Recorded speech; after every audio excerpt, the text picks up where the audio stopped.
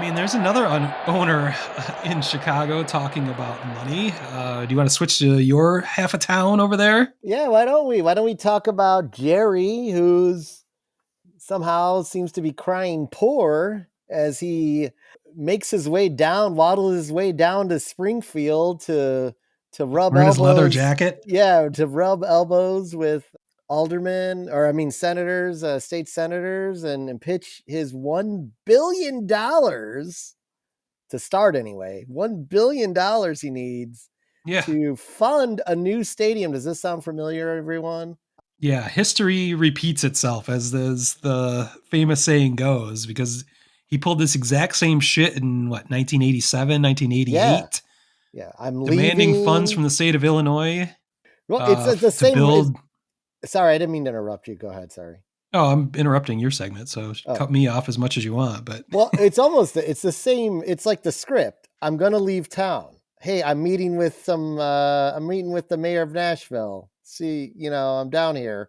I'm just gonna have a nice little conversation with him, or it was the governor or whatever of he's actually even Tennessee. gotten more clever than that since he tried the same thing in the late 80s with moving to Tampa. Yeah, This time he's saying, "Well, I'll be dead soon. I'm selling my kin, my sons are going to sell the team.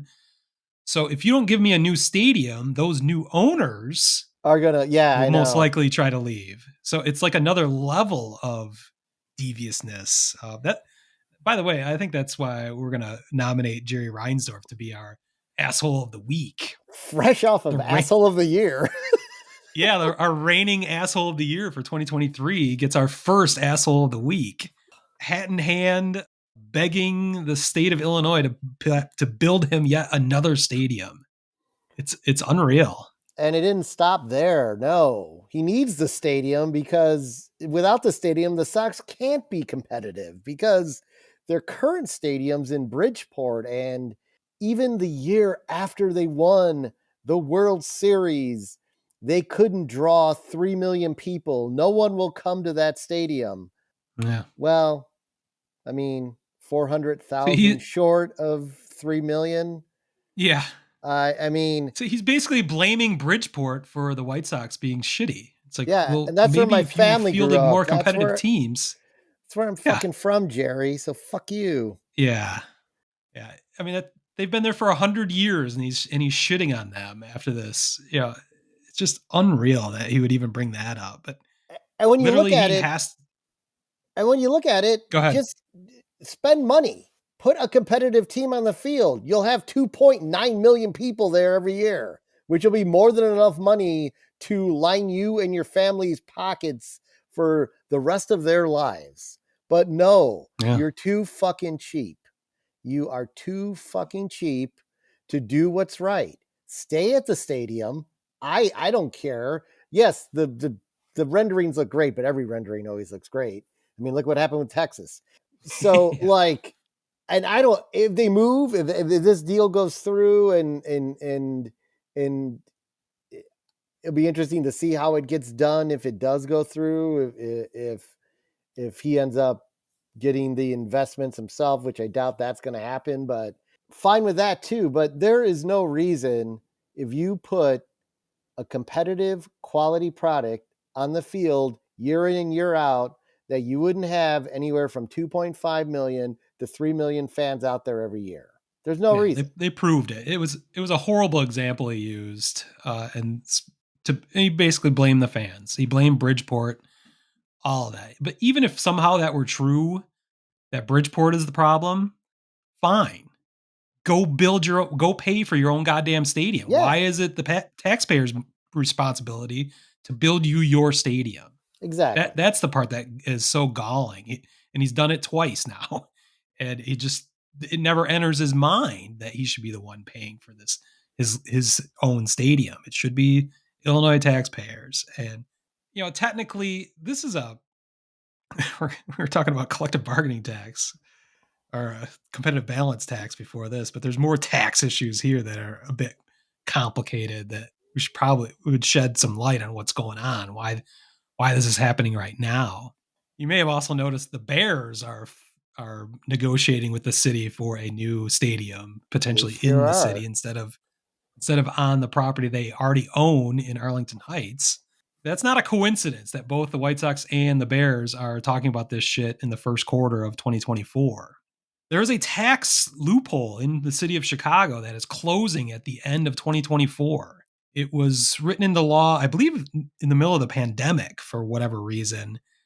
The current 2% hotel tax that is helping to pay for the current Comiskey Park, Sox Park 2.0, uh, the that tax can be grandfathered in to one new brand new stadium if it is agreed upon before the end of 2024. Oh Can't be shit. agreed. It can't be used for two different stadiums. It can be used for one stadium.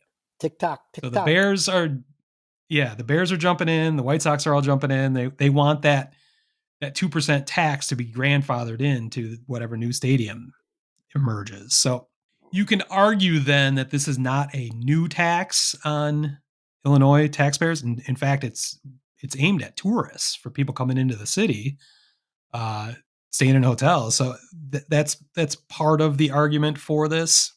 But the other part of that is why does that why does that tax money need to be spent on a fucking stadium?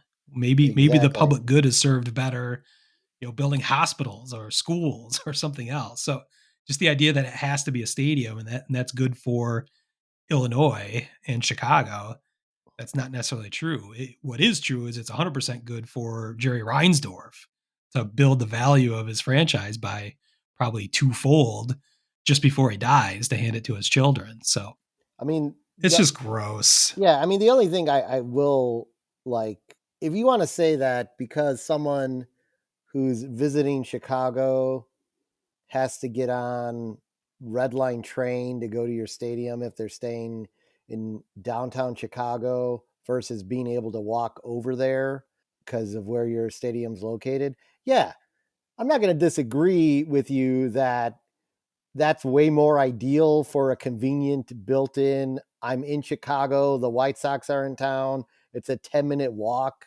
down Clark Street from my It, hotel. and it would be gorgeous with Yeah, with the cityscape and the backdrop. yeah. It would be a reason to come to downtown Chicago.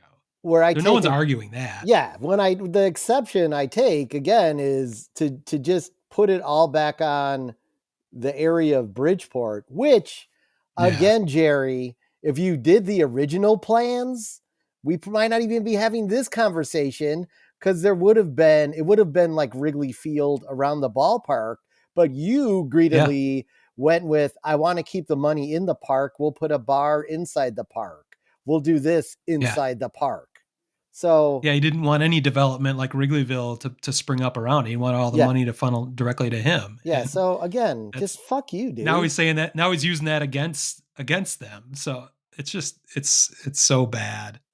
I mean, I guess we did get the breaking news before coming on the air that Pritzker pretty much gave the hey ho hi ho sign, saying that I really haven't seen anything to benefit Illinois taxpayers by investing $1 billion into the stadium. So until I see something like that, there's really not much to talk about. That's the Yeah. summary of his statement. So I mean, and I Yeah, I he was agree I not did agree not with him.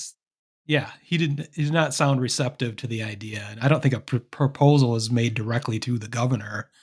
I think Jerry was meeting with senators, like you said. So, but he did need to speak on it. It's also interesting that Pritzker is potentially going to be a presidential candidate in 4 years. So Yeah. he's got to walk lightly or not piss people off by making the wrong decision here. So I think it's going to be pretty obvious what's happening. Yeah. I do think Jerry might have as bad as he looks and sounds in the media. He clearly just does not give a shit. I don't think he's stupid. I think what he's asking for is the moon and hoping for something less than that. Yeah. That might be more palatable. Like if he's asking for $1 billion, making headlines all over the place, what he really wants is 300 million, 400 million Yeah. that will help him out enough to get it done, but make the lawmakers and politicians look good that they stood up to him, but still gave him what he wanted. It was just packaged in a way to make everybody look good, which that's how business works usually. So I don't know. It's interesting because these deals usually take forever to come to fruition. But since that tax loophole is closing at the end of 2024, we're going to learn a lot about this, and it's going to be a fast timeline to learn this. So this is not going to drag out over years. We're going to know what's going to be happening by the end of the season. So Tick we'll look tock, forward to tick that. tock. In the meantime, I think we can safely call Jerry Reinsdorf. You are an asshole. Yeah, no doubt.